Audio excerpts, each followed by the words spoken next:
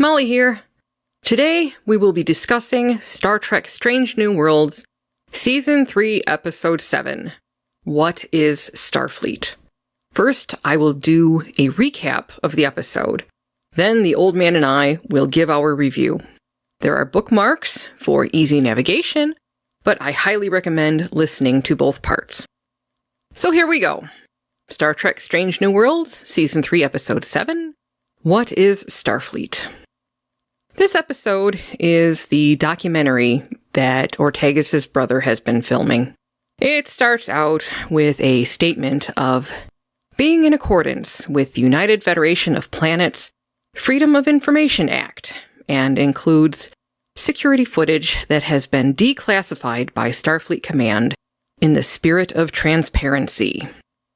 Ortegas' brother gives a voiceover asking, what separates a federation from an empire? It was clear that the little had an agenda, and then he spends his time interviewing crew members, asking them questions like if they'd ever disobeyed orders, or had Starfleet ever ordered them to kill someone. It turns out he's doing this because he's angry that Starfleet took his sister away when their mom got sick. In my opinion, he should have blamed his sister for running away and leaving him to deal with everything on his own, but that didn't come up. Interspersed with the plot are the interviews that Ortegas' brother is doing with the crew. Spock tells a story about how being half Vulcan on Vulcan is a deficit, and when he was a kid, one of his friends wasn't allowed to play with him anymore because Spock was half human. So Spock ran off to a cave, took a knife, and tried to cut out his human half, and how being on the Enterprise is giving him the opportunity to explore his human half.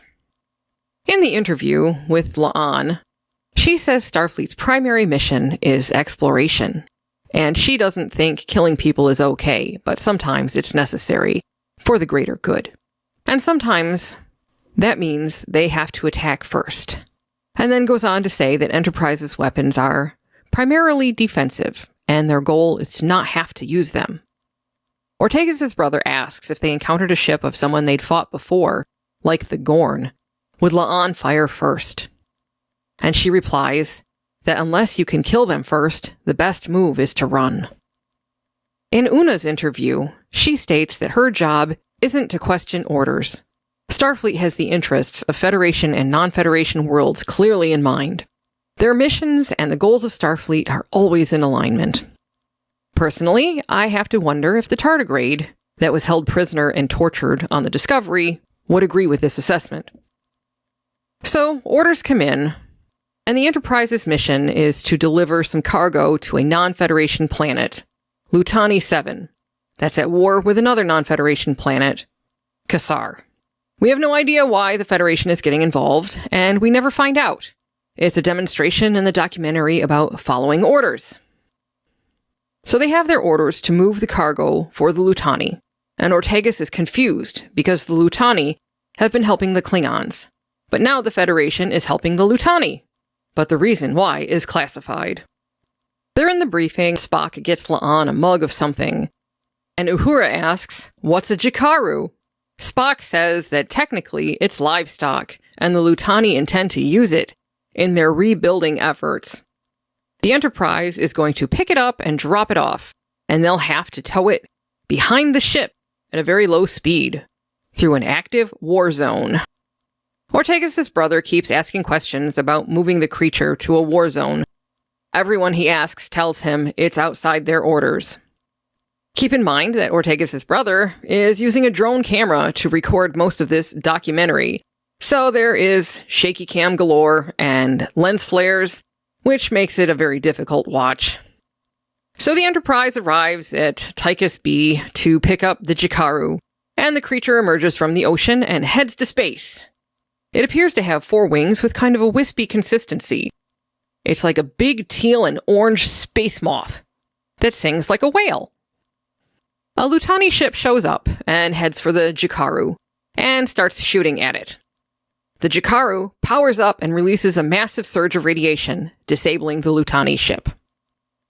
The Enterprise beams the only survivor from the Lutani ship to sickbay. Just before she dies, the Lutani identifies herself as a scientist and says, "Don't let them use the Jikaru. It's a terrible, awful mistake." And they were wrong.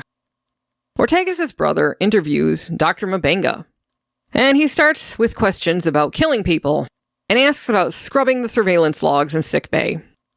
The next interview is Uhura. She tells about losing her family and how joining Starfleet helped her. Ortegas' brother then asks if she was close to anyone in the academy, and Uhura says her roommate. And then Ortegas' brother asks if Uhura was aware that her roommate had been on the Cayuga, which we all saw get destroyed by the Gorn in the final episode of Season 2. Uhura is rightly shaken by this information, and it's very clear what kind of nasty person Ortegas' brother really is.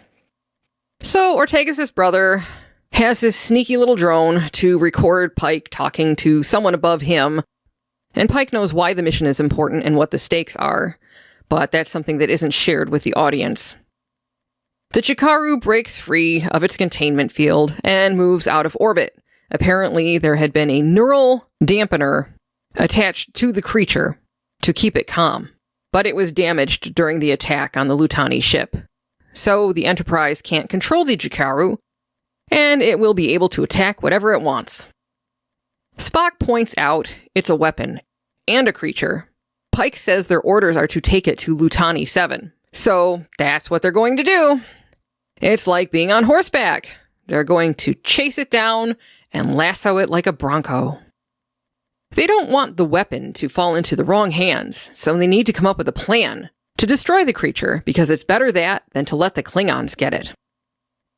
In sickbay, it's established that Spock can connect with the creature, and when Nurse Chapel sees the plans for the new neural dampener for the creature, she comments, "It's not just a neural dampener, it's a shock collar." Spock says the Jikaru is a weapon to the Lutani that they needed to control, and Uhura says they should have tried talking to it first. Spock wants to try communicating with the creature, and Nurse Chapel points out that Vulcans abandoned psionics centuries ago because of brain aneurysms, synaptic overload, and death. Spock insists it is a logical and reasonable option. It's clear that Pike and Una aren't happy about what's going on, but they have to follow orders. They're about to fire the new neural dampeners at the Jikaru when Uhura tells Pike she and Spock have an alternative plan. Pike tells her they're out of time, and they have their orders, and they don't have to like them, but they do have to obey them. They fire the new neural dampener at the creature, but the torpedo can't penetrate its skin. They fire again, and now the creature is mad, and directs a radiation burst at the Enterprise. Ortegas' brother and all non-essential personnel are kicked off the bridge, but security cameras kick on when a ship is at an alert status. Ortegas asks if anyone else is going to have nightmares about space dragons. So now the Jikaru is chasing them. La'an says it has to be stopped, and she recommends hitting it with a full spread of photon torpedoes. Spock advises against it, because the Jikaru could just absorb the energy and use it against them. More interviews. First Ortegas in her quarters. It looks like she's working on an old school motorcycle, and her brother asks her how her hand is, and she says, "You can't prepare for the unknown." Uhura's next. She apologizes for kicking Ortegas' brother off the bridge, and explains about not needing distractions. Ortegas' brother says he gets it, but what he doesn't get is how Starfleet can agree to bring a weapon of war to a distant planet. He asks Uhura to help him understand, and she spots the camera that he was hiding. She asks if he's recording, and he says yes, it's his job, just like her job, and how they're all just following orders. They're either delivering or taking the weapon, and how none of them like it. And he wants to know why, because these feel like the actions of a colonizer who takes. Uhura says, "Oh my god, this is what you've been after all along." And then she tells him to go and not come back to the bridge. The next footage is from a corridor camera. Spock's going to try to mind meld and communicate with the Jikaru. They are going to take a shuttle to get closer, and Nurse Chapel will be monitoring Spock's vital signs. And Uhura is going to pilot. Spock makes the connection with the Jikaru. He senses no aggression, but believes she is aware of the shuttle's presence. Just when it looks like Spock might be getting somewhere, another ship shows up. This time, a Lutani warship. They believe Starfleet is trying to steal their creature, and they power up their weapons. This upsets the Jikaru, who lets loose with another radiation burst, which damages Spock, who's still melded with the creature, and damages the shuttle, and injures Nurse Chapel. Uhura is okay. We get another nasty little interview. Pike says, "You're right, people do die," and asks Ortegas' brother if he's ever seen somebody die, and says he doesn't recommend it. And if it ever happens to Ortegas' brother, Pike doesn't think Ortegas' brother would enjoy being questioned about it. Back to the actual plot. M'Benga walks into the conference room and says Spock is in an induced coma to help his brain heal. And they now know the Jikaru's brain chemistry was artificially altered to focus solely on violence and destruction, and it causes her great pain. Una asks if it can be reversed. Dr. M'Benga says no. Uhura volunteers to try to communicate with the Jikaru. She isn't as sensitive as Spock, so she believes she won't get as overwhelmed as he did. This is what Uhura has studied for, communication with a new species. Dr. M'Benga hooks Uhura up to the neural link in sickbay. The Jikaru sings, Uhura hums and sings. The creature is begging for death. She's tired of being a weapon and wants to fly into the sun. But apparently, she needs the Enterprise to lead her there for some reason. This part was a bit convoluted, that she needed to place her aggression on the Enterprise so they would have to attack her first to get her focus off the Lutani ship. They really should have explained this part better. Then we get this horrible story from Pike. How when he was 14, he had a Bronco that fought so hard, she fell and broke a rib that punctured her lung, and she couldn't breathe. So Pike had to kill her. I don't think the writers comprehended that if Pike hadn't tried to break the horse in the first place, much like the scientists interfering with the Jikaru, none of this would have happened. Pike didn't like having to kill the horse, but he did it. The implication being that they wouldn't like helping the Jikaru end its suffering either, but they were going to do it. Apparently, the writers did not realize that in both instances, if the humanoid hadn't interfered with the creature, that the creature's life would not have ended. And this actually makes Pike look like a creep, just like those scientists. This was a terrible story to use as a comparison, and I'm still kind of in awe that they were so stupid as to do this. Anyway, Una says, that's the job sometimes, when the costs we pay for our missions, for our choices, comes due. Pike has spoken with command and informed them of the situation. Salaan fires at the Jikaru just enough to shift its attention, and they start heading for the sun. Uhura says the Jikaru's children haven't been altered, and she's worried for them. And Pike says to tell the Jikaru that they would make sure her children stay that way, and that's a promise. Next, we have another interview with Uhura, and she starts by saying her friend Ensign Elena Cho died doing what she believed in. And it's what Uhura believes in, too. Cut back to sickbay, and Uhura is telling Ortegas' brother that this is the job.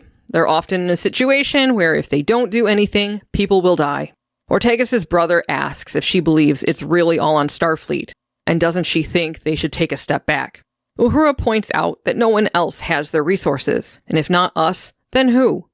She thinks it's brave that Ortegas' brother is asking all these questions, and no one should accept blindly.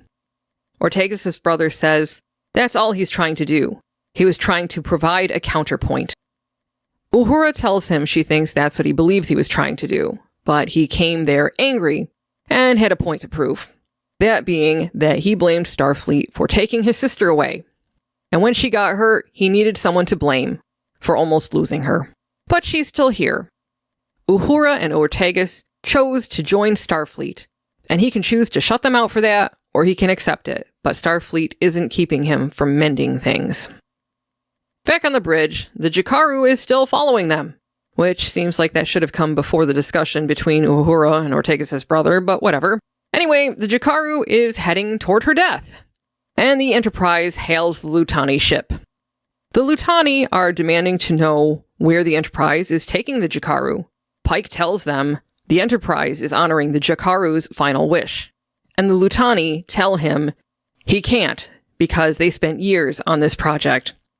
Pike tells them this is an intelligent creature, and she has a right to her free will. The Lutani says, I'm sure we can come to some arrangement, and Pike tells him he's shutting down the Lutani Metamorphosis program, and he has been authorized to quarantine the Chikaru's planet as a sanctuary world.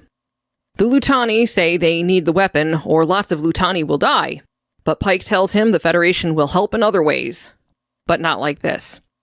The Lutani says, and if we refuse, we have other warships in the area, and Pike says, if you threaten one of us, you threaten all of us, and the Lutani do not want the Federation as an enemy. The Chikaru flies into the sun and dies. Then we have an interview with Ortegas. Joining Starfleet was something she could control. Her mom was dying, and she couldn't do anything about it. She was lost, scared, she couldn't face it. But out there, on the Enterprise, she's in control. Every day, she gets to prove what she's made of. And she's the best. Nothing can touch her. Until it did. And now there are days when she's as scared as she was then. She's there because these people are her family. Just as much as her actual brother is her family. They give her hope. Just for this, I'm going to give Ortegas the award for the most selfish person on the entire ship. I thought Chapel was bad, but Ortegas left her family when her mother was dying, leaving her brother and mother to handle it. And now she's made a new family where she can feel like she has control. Gotcha. No wonder her brother is so angry. Next, we get a voiceover from Una. She says someone once said space is dark and cold and full of death, and their job is to bring light, warmth, and life to wherever they go. That's their mission. And then we get a bunch of statements from Uhura and La'an about where they'd be without Starfleet. Spock says Starfleet has allowed him to explore his human half. Ortegas' brother says he's seen a side of Starfleet he didn't expect. Pike plays the guitar and serves food to everyone in his quarters while they play cheesy music. And everyone is smiling and talking and eating, and Ortegas' brother says, what separates a federation from an empire? A starship from a warship. Uhura says, what is Starfleet? It's the people, all of us. We make Starfleet what it is, not the other way around. The end. I didn't like this episode on first watch, and it was even worse on second watch because I wasn't distracted by all the weird camera angles and the lens flares, and I knew when it was going to switch back and forth between main story and all the interviews. And this was really bad. I don't think they thought this through. Honestly, it seemed to be pulled from so many different properties. I couldn't tell you how many other episodes from other shows I saw in this. It was just astonishing. I don't think that any of this was actually original. This was bad. And then the stuff that they thought would be poignant, like Pike's little story about how he had to kill that horse that he had interfered with. That was awful. Like, they didn't think this through at all. That actually just made him look like a scumbag, in my opinion. Other people may disagree with me on my opinions on that, but I don't believe in harming animals or exploiting animals in that way. And I thought that was like the whole message of this god-awful episode, but then they included something like that. So apparently in some cases it's okay, but not in others. I don't agree with the double standard. You know, that on top of this whole weird relationship between Ortegas and her brother, and Ortegas basically admitting that, she just couldn't handle it when her mom got sick. She went someplace where she could control things. Personally, I find following orders all the time to be someplace where you have no control. You just do what you're told. So this comes back again to really poor writing, just crappy characters. Again, I've seen this kind of documentary style before on many other shows. MASH did it way better than this. Probably the best I've ever seen. I've seen it on Babylon 5. I don't know what the hell they were trying to do here, but it felt like they were stealing from all these other shows because the elements that they used, nothing seemed original. I didn't really see any new twist on any of it, which comes back around to my question, is this just an algorithm that has gathered all of these elements from other shows and put them together, and here you go? The only reason that they had the horse stuff in here is because from the cage to the first episode of the series, it was established Pike likes horses. It was just a callback so they can get some street cred that, no, see, we actually do understand the Pike character. In my opinion, that's the only reason they did this. Now, for me, there were a couple of things in this episode that I did like. So, probably best to say that quickly here because the rest of my statement is going to be about all the things I did not like, which there are many. I did like the fact that the documentary style was forcing them to tell the story mostly straight-laced. It wasn't that tongue-in-cheek that they usually have in the episodes. So it came across like the first time in a long time they were taking the material seriously and not just joking around with it, because usually it seems like they're embarrassed to do anything Star Trek related. That's why they always have to knock it out at the knees whenever they're doing a Star Trek story, because they just can't tell a straight Star Trek story. But the documentary style forced them mostly to be straight-laced with what they were doing here. There were a few occasions like when Ortegas was mouthing off on a reply, but it was a quick thing and it wasn't really long-lasting. So like that's the first thing I liked, was that I could tell if they would just take the material seriously, it would improve things quite a bit. And then the second thing I liked was what Molly mentioned in the recap, is the visual effects of that moth creature that actually looked pretty interesting. And it also makes me sad again, because with 2025 technology, just imagine the visuals going along with good stories we could have in Star Trek if we just had proper writers. And that's it. That's the only things that I liked about this episode. I've got a whole list of things I did not like, but hey, at least there were a couple of things I liked. For about 15 minutes, maybe 10 minutes, I was not disliking this episode. I took it as the documentary format, and I was running with it. And for the first 10 minutes or so, I was not hating this episode. And then it made the turn. And then it made another turn. And by the end of the episode, I was like, when is this going to end?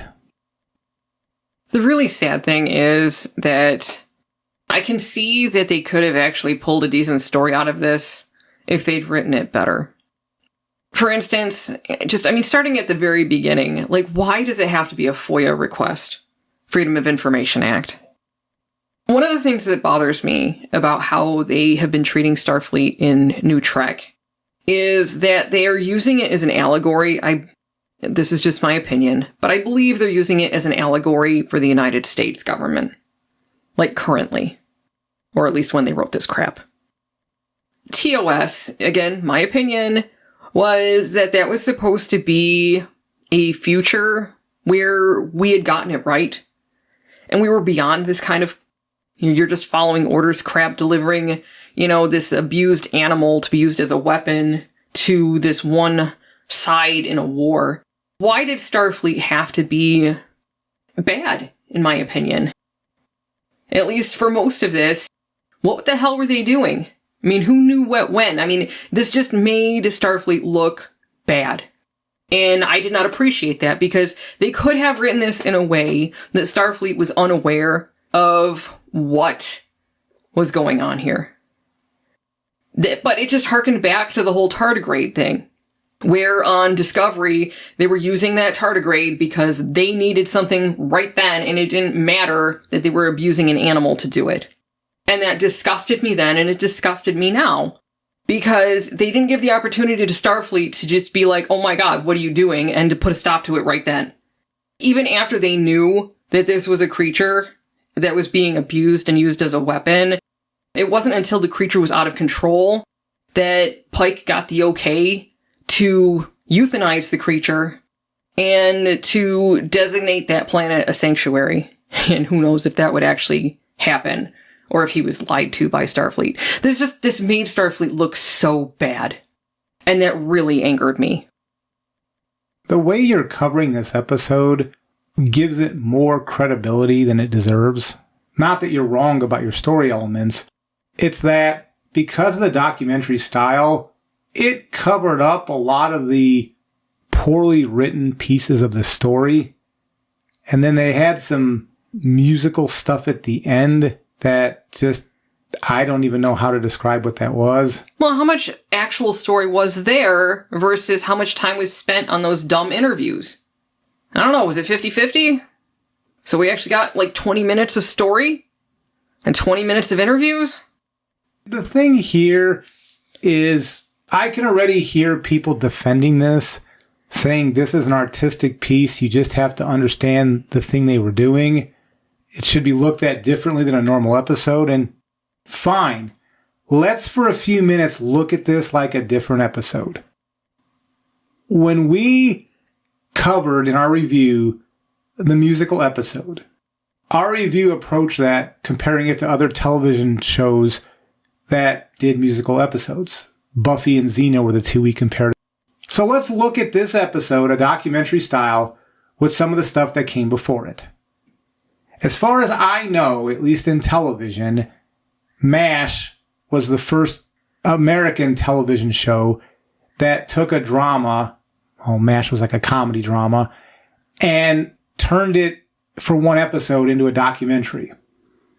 There was the 1976 episode, season 4, episode 24, called The Interview, in which it was filmed in black and white, because I think this was supposed to air on 1950s television, where they interviewed the doctors and the brass.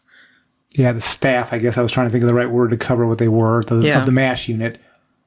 And that was the first time I think we saw that sort of format being used on a large television show.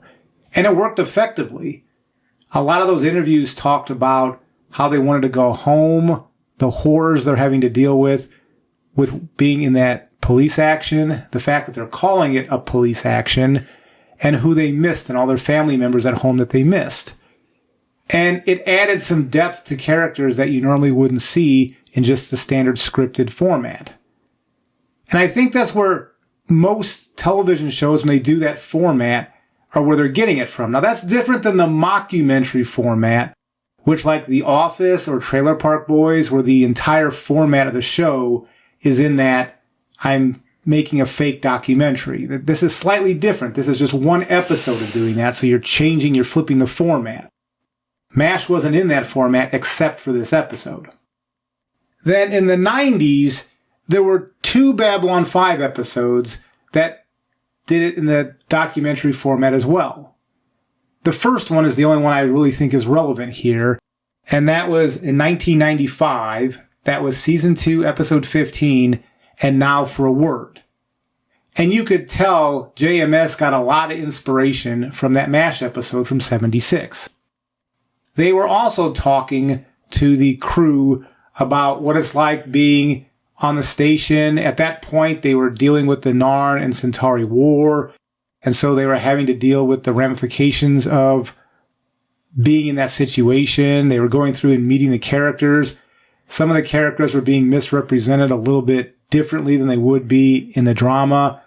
Like Ivanova was being portrayed as some sort of perky, happy person to work with character, and there was even a joke there when one of her underlings was giving the interview and kind of looking back at her as he was talking. Oh, it's a very happy place to work here. And you could tell that he was like, Ivanova's keeping an eye on me. I got to watch what I say. And Babylon 5 did the same thing, like I mentioned, the MASH episode, where they took it to a darker place because they could in the documentary format. Dr. Franklin, in particular, had an interview where he was pushing back about the joking about spacing people, basically pushing people out an airlock. And he gave an account when he was younger of somebody who was goofing around and got trapped in an airlock, blew out the airlock, and then gave a very grim take on what happened there, which reminded me quite a bit of that Pike story about the horse, but whatever. Honestly, a lot of this episode reminded me of the Babylon 5 episode And Now for a Word. And not just because it was in the documentary format. In that Babylon 5 episode, they also had an event happening where 2 factions were fighting, and Babylon 5 had the situation under control, and then this other entity came in, and they were trying to settle them down, and then the situation spun out of control, very similar to what happened here during part of the story. And then Ortegas with her motorcycle, and because I was already in my Babylon 5 mode, I was remembering that Garibaldi and Lanier were building that motorcycle on Babylon 5. And then the other part of the story that rang a little bit familiar, and this part wasn't documentary, it was just the story elements, was the fan series Star Trek Continues. They had an episode called Come Not Between the Dragons. There were elements of that episode that felt like we're inside of this. And then the final thing that really stuck out to me as far as borrowing, and we all know this when we first saw this episode, Prelude to Axanar. Prelude to Axanar started out as a documentary. Interesting that Molly mentioned the Freedom of Information Act in this episode, which was out of place for what they were doing here. But in Prelude to Axanar, it was just kind of an open documentary. They were in conjunction with Memory Alpha, and I forget what the other entity was, but it didn't seem like it was some secret thing. It was just, hey, we're going to cover the events of what happened historically. Like it was a old school PBS. When the History Channel used to show stuff like about history and not ancient aliens. Yeah. And honestly, Prelude to Axanar fan film was done so much better than this. I mean, so much better than this. Granted, the material that they were covering was a little bit different, but as far as the documentary format in a Star Trek world, Prelude to Axanar was by far the better implementation of that format. Oh, no doubt. And going back to the Star Trek Continues, I could go through and list scenes that I thought were very similar to what was set up in that Come Not Between the Dragons, but what difference does it make? We've already speculated that they're not writing a lot of the material on this series. We think that they're farming AI at the minimum, or worst case, they're just asking AI to write this, they just slap their names on it and stick it out the door.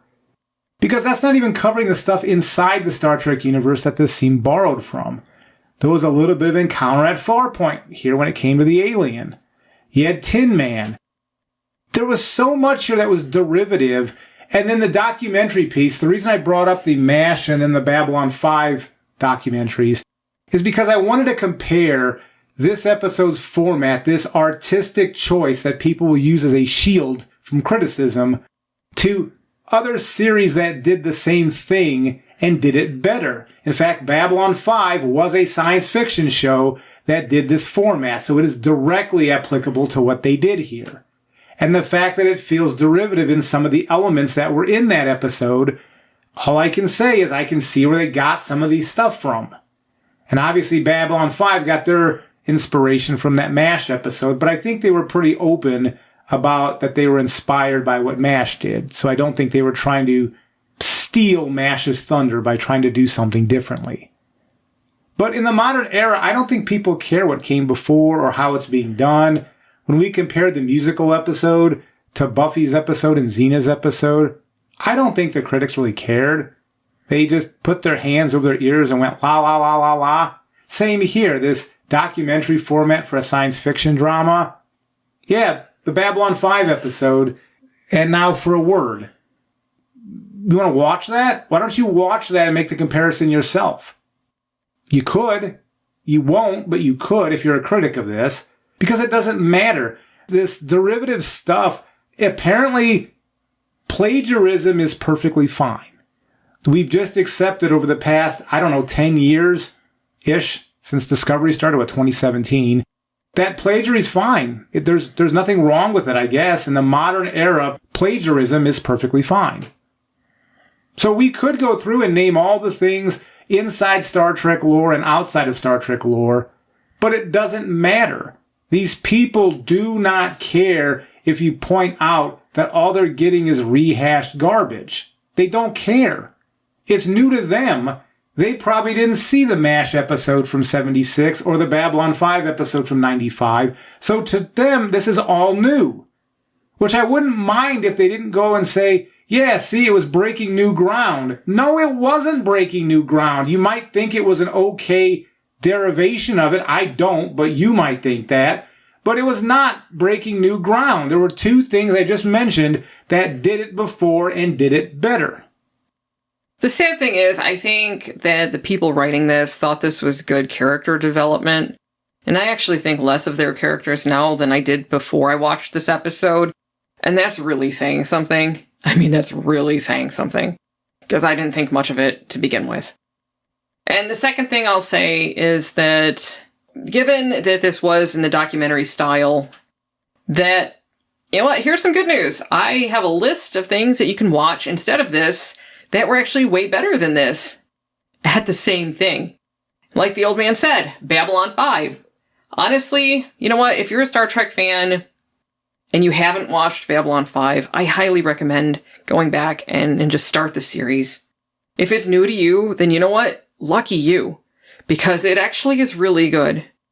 Or just watch the episode we recommended. And now for a word, because the format is in a documentary style, it's kind of a self-contained episode. I think you could jump in on just that one episode and figure out the world that's being set up.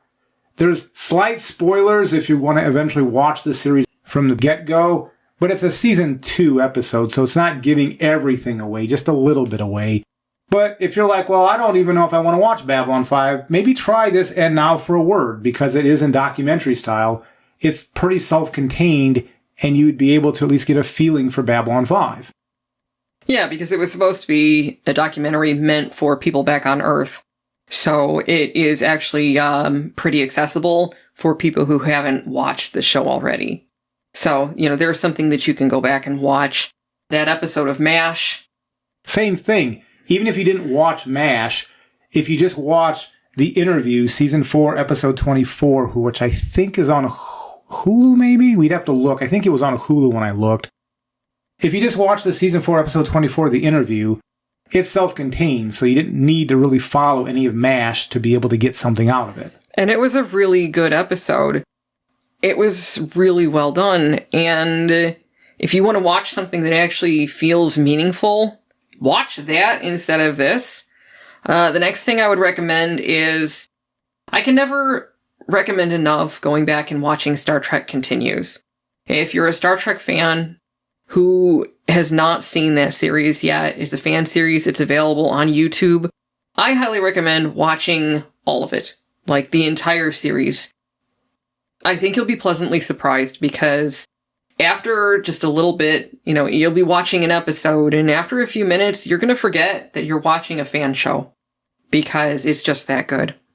So which episode was that? The, Come Not Between the Dragons. Season 1, Episode 6, Come Not Between the Dragons.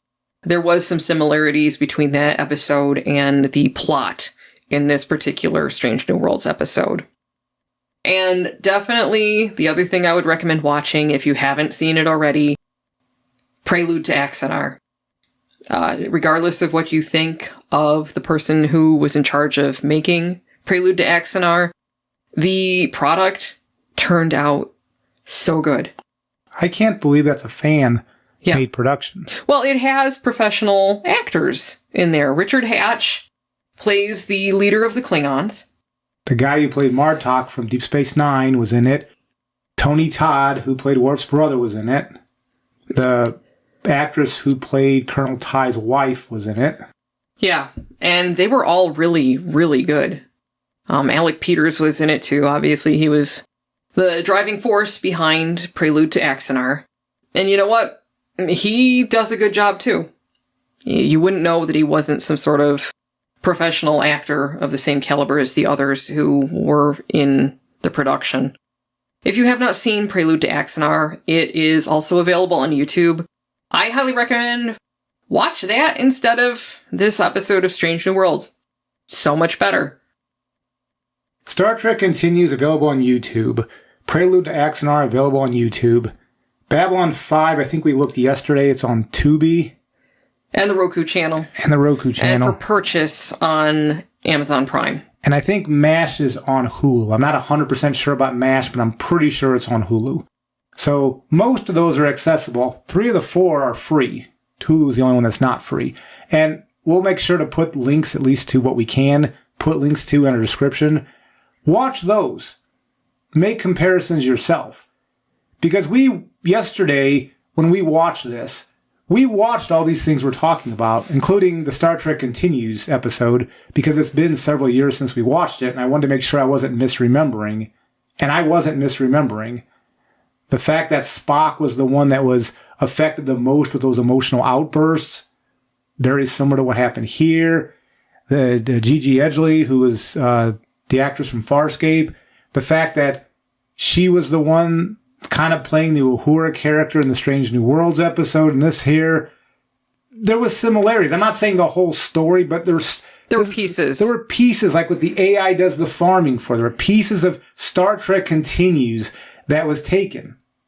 Why you take from a fan film, I don't know. I guess the AI must not distinguish between whether something's official or not. Well, also keep in mind, Star Trek Continues and Prelude to Axanar, fans nearly universally say that those are excellent, not just in the realm of fan fiction, but just as Star Trek in general. So it wouldn't surprise me any that the people over at Secret Hideout finally decided, people aren't happy with us. Maybe we should be taking from something that they actually like. Maybe I'm giving them too much credit, but it certainly felt like it. I guess another positive, sort of, is at least they gave Una more screen time. Granted, it was in shaky drone cam, so you could argue, is that really good screen time? But at least she got more screen time. She got more time than Nurse Chapel did. Yeah, and Pike was in this way more than usual as well. And he wasn't really undercut. He behaved like an actual captain. Yeah. Yeah. That's one of the things I liked about this format. I didn't like the shaky cam, the drone cam, sometimes the camera was like so close to their face that you could barely make out it was a face they were talking to. You remember that episode of Gilligan's Island where they made that movie? Yeah, we talked about that. Yeah, and they accidentally zoomed way in on Ginger's lips and then her eye. I mean, that was really similar to some of the shots we got in this. But like I said earlier, at least they treated the material a lot more seriously than they have in a long, long time. It's almost like they weren't even... Normally, I feel like they're embarrassed to do Star Trek, and it didn't feel here like they had that embarrassment going on. So, yay, but this was the final result. And like I told Molly when we were watching this, because we've been saying this all season, I think they're trying to make good television. This is just the best they can do. That's really what this comes down to, is this is as good as it gets with this production crew. This is the best they can do. They tried this episode to do something that was good. I didn't get the feeling they were trying to do anything mean, mostly. They were just trying to do something, I guess, to save their jobs, maybe, and this is the best they can do. And we've been saying that all season, because there was another episode this season where it was like, well, this is the best they can do. Yeah. That's why we need to move on past Secret Hideout, because whether they spin off a new Starfleet Academy or Year One or whatever, it's the same people doing this. This is the best they can do. And when I can go back to the 1990s to Babylon 5, same format, done better. When I can go back to 2016 and go to a fan film, done better. When I can go back to the 70s, same format, done better. It's 2025. You shouldn't be lapped by shows from the 1970s. I honestly do not know how much lower they can go. Because other than just getting mean-spirited like they have a couple of times this season, I don't know what else they can do here to, drag this franchise even further down into the mud. I don't know. At least here, all we got was when Spock brought Discount Drummer that mug of tea or whatever. That was the only thing that was kind of relationship-y, I guess, until the end. When he was talking about exploring his human half, I think he was meditating in his quarters, and then Discount Drummer showed up and sat next to him. Ugh. And then that whole concept of we make Starfleet, Starfleet doesn't make us. I don't think that's true. I think that's not how I always interpreted Starfleet. I do think individuals matter, but Starfleet as an organization, it teaches you a way to think about things and a philosophy about things from lessons learned. Again, it depends what she meant by that statement. I don't know. There were some odd lines that were thrown around this whole episode, like when Ortegas' brother, he started bringing up, well, that's an activity of colonization. What are you talking about?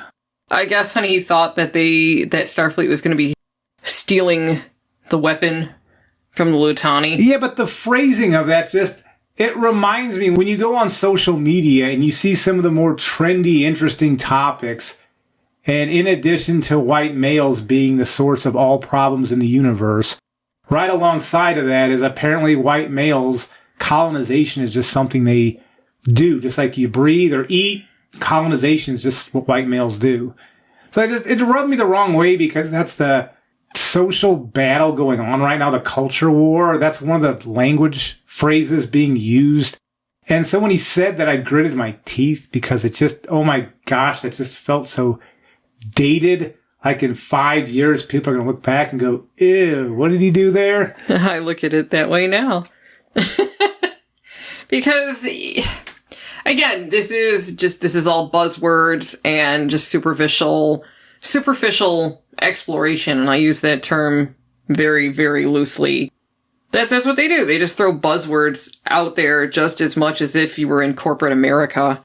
It's all synergy, which we all know that word is really out of date now, but that's how we're going to look at this, like you said, in 5 years. It's going to go right along with synergy. Because I don't even understand a lot of this story.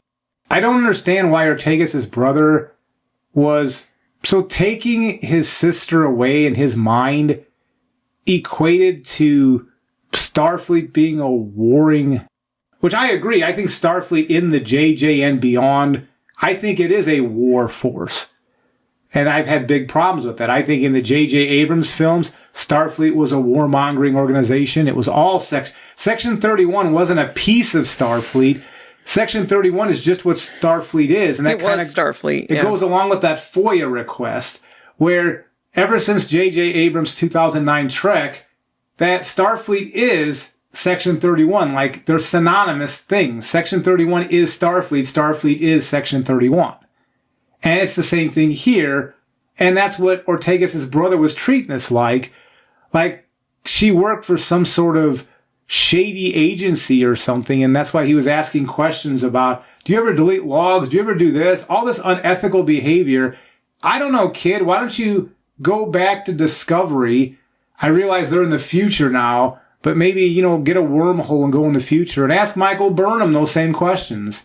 Because Michael Burnham was guilty of those things that you were accusing Starfleet of. Well, she already told us this is Starfleet. Well, she was trying to reject those things at the end of season 1. Because I've heard defenders say, you don't understand, if you listen to that last episode, when she gives that speech in front of everybody, she's basically rejecting everything that she did. It's like, no, not really. And she had no right to be mouthing off about what it is to be Starfleet anyway after what she did. She should have been sitting in a jail cell. That's where she was supposed to be. Yeah. Like I said, ask the tardigrade what the tardigrade thinks about Starfleet getting on their high horse about abusing animals. Well, and the fact that Starfleet was going to go along in this episode with enslaving this sentient creature, because you mentioned it kind of reminded you a little bit of the Horta. Yep. Except, with the Horta, they were just going to kill the Horta versus enslaving it. Yeah. There were little pieces that could have been Star Trek if they just would have done them better. Yeah, well, these writers are incapable of doing that. And the fact that Ortegas' brother wasn't screaming at Ortegas for abandoning her family when her mother got sick, for running away and putting her own selfish needs first, that's what he should have been mad about. He shouldn't have been mad at Starfleet. He should have been mad at her. Because that goes back, again, this goes back to Babylon 5.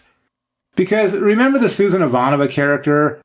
Yeah. And the reason she joined Earth Force was because her mother died and her brother died in the war. And so that's why she was in Earth Force. There was a useful, I don't have anybody left, I guess, except for her father. I have nobody left. I have to find me a purpose in life. And I think that's what they were trying to say about Ortegas, but it came across like she just ran away from her family and then she found this found family in Starfleet. So the found family is greater than her actual family. Or equal to, but yeah. Yeah, that was really bad. I'm looking at that after I'm writing it down because I'm watching it for the second time to take my notes. And I'm like, my God, did they not think about the optics of this at all? She sounds like a horrible, horrible. And at the end of that Babylon 5 episode, and now for a word, the question at the end there was asking all the people being interviewed, do you think Babylon 5 is worth it, the mission that they're doing? And it was so similar to what they did at the end of this episode with What is Starfleet? It's very formulaic, but in Babylon 5, they did it better. And you know what? They did that in the MASH episode, too. Yeah, because in that MASH episode, he had Radar, and he was talking about the civilians that were in Korea that they had to try to treat, and there wasn't enough medicine to give them penicillin and medicine that they needed, and it was hard to look in their faces and to tell them no. And he was urging the leaders of the United States to take a look at this situation and realize that we're in a bad situation here. Yeah, that they need humanitarian aid. And each character had a different perspective. Colonel Potter was coming at it from regular Army, and he was even admitted, I can't run this place because it's full of doctors like you would regular Army. Yeah. And then the doctors were looking at it from I was dragged to do this crap. I don't want to be here. Both Hawkeye and BJ, they didn't want to be there, but they were giving their take on that. And then Max Klinger was talking about, just a enlisted man just doing whatever it takes to get by. There were different perspectives. It was a very good episode that kind of rounded the world out. What was rounded out here? Nothing.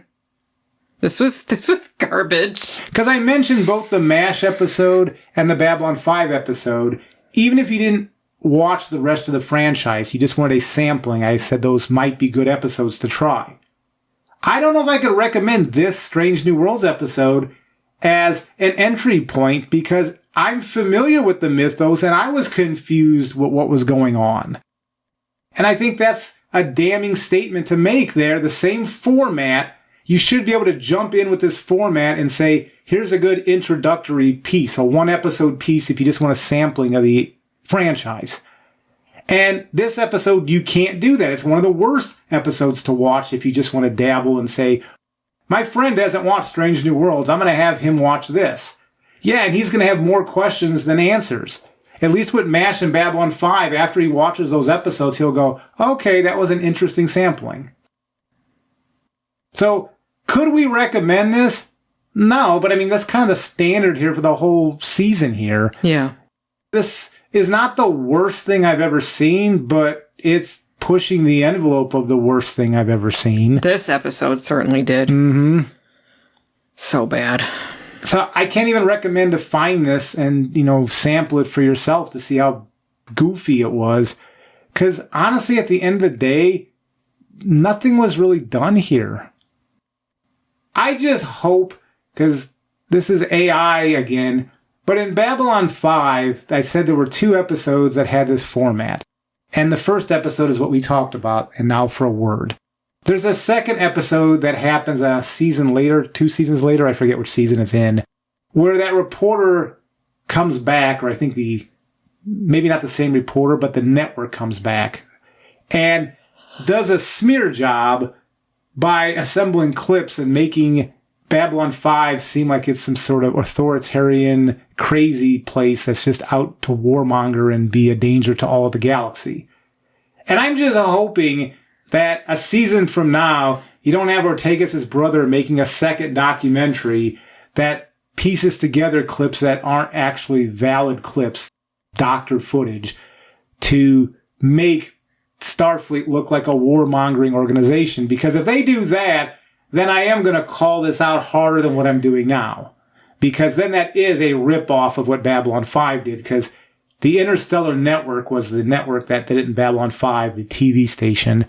And if they have a second episode of Strange New Worlds with Ortegas' brother doing a hit piece on Starfleet and the Enterprise, then I'm going to actually call out and say this is a ripoff. It's not just a common format, it's a ripoff. Because right now I can't really say for sure it's ripping off these things, but boy, it smells very Star Trek Continues, Babylon 5, Prelude to Axanar. There's just a lot of similar smelling things, but I can't say 100% for sure. Yeah, they definitely stole it. But if they follow up with a second news one, I'm going to say they definitely stole it. Yeah, this was bad. I don't know that I have anything else to say about this. I already said really what my criticisms were. This just... It was a nothing episode. Yeah, it was. We probably talked more about this than it deserved. Yeah. Because at the end of the day, this was all style over substance. Well, the only thing that came out of this was apparently that Ortegas' brother forgave her. Or forgave Starfleet. When he should have been mad at her in the first place. But that's it. There was nothing else. Like I said, this actually made me think less of most of these characters than I did before. Like La'an, all bloodthirsty, wanting to just kill the creature. That was like... Ortegas, she ran away from her family when her mom got sick, because she wanted to be in control somewhere else, so she went out and found a new family. Spock in that weird little story about trying to cut out his human half. Okay. And he's there to explore his human side. Oh, God. And Pike and the horse. Yes, that was probably the worst one. Him or Ortegas, I'm not sure which, as far as the story goes. Ortegas is such an annoying character. Yeah. Well, and again, even with everything else being straight, they still had her doing some snarky stuff. Like on the bridge, when she should be following orders, making little comments. And again, totally inappropriate. Even The Expanse had a couple of episodes where they had a film crew filming stuff. It wasn't in a documentary format, but at least it was... The documentary piece that they were filming there factored into the story a little bit. So at least there was a narrative reason why that mattered. Yeah. And I doubt they're even gonna mention this again after this episode. No. With any luck, though, this will be the last time we see Ortegas' brother. I wish it was the last time we were seeing all these people. Yeah. Because I am so done. When we watched Star Trek Continues, the Come Not Between the Dragons, and I mentioned to Molly that one of the things I wished, I don't mean this in like a health way, but the voices of Vic Mignogna and the guy who played Spock, was it Todd Haberkorn? Their voices are like an octave too high. At least it seems like to me. It's like the joke I was making is maybe we can give them a carton of cigarettes and they can lower their voice a little bit. But Todd Haberkorn, he was able to portray Spock in a way that Ethan Peck just has not figured out. Because Haberkorn figured out how to move his face like Nimoy did, so that he was suggesting more going on under the surface than just this robotic responses. Well, because you can, with your face, show expressions that show poise and wisdom versus the confusion that we usually get from Ethan Peck's Spock. Because he always looks confused. Always. And I don't know if he's being told to act that way, or if that's just his ability to be Spock. But Haberkorn did a much, much, much better job portraying Spock than I've seen Ethan Peck do. Yeah. Because honestly, Ethan Peck's Spock, not only does he seem confused, he seems anxious. Anxious and confused. Yeah, he doesn't seem like he's calm like I would expect a Vulcan to be. There's no confidence there. I mean, it's terrible. Like I said, though, I don't know if that's Ethan Peck or if that's the writing. I don't know. When a fan film can outdo you, there's something wrong. Well, like I said, if you can't do it better than a fan film did 9 years ago, then perhaps you shouldn't be wasting money on making stuff now. Mm-hmm. Just my 2 cents. And then the documentary format, part of me thinks that was just a jab at getting back, like a delayed vengeance against Alec Peters and his Prelude to Axanar. Well, the ironic thing is, Prelude to Axanar was still better than this. By a bunch. That's embarrassing. By a bunch. If you have not seen Prelude to Axanar, but you did watch this episode, go on YouTube, watch it. It's good. Really good. Prelude to Axanar and Star Trek Continues, I think, are probably at the very top of what fan films did for Star Trek. And then there's a bunch of productions that are right below that. But those two I kind of see as production standard wise, they were like pushing the envelope of between a fan film and a major production. And I think that's probably why CBS reined them in, because Prelude to Axanar gets all the notoriety for that decision because of what they were doing. But Star Trek Continues, toward the end of their run, their production was finger and thumb close together, that far away from a professional production. Not just a fan film, but I mean a professional production.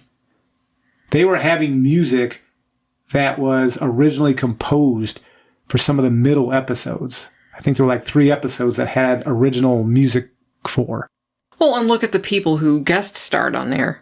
Yeah, Lou Ferrigno, Aaron Gray, Gigi Edgley, Colin Baker, Nicola Bryant. Lots and lots of guest stars on Star Trek Continue. Oh, John Delancey, Anne Lockhart. Oh, yeah. Yeah, John Delancey and Anne Lockhart. Man, that was a really good episode, too. So, yeah, I think the caliber of the actors that they were getting on there probably helped to scare CBS.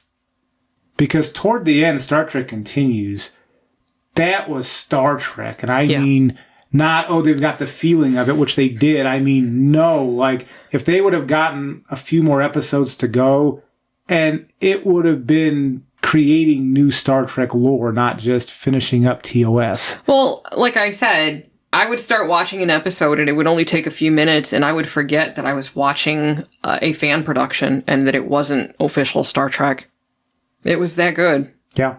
It's a shame that it had to come to an end.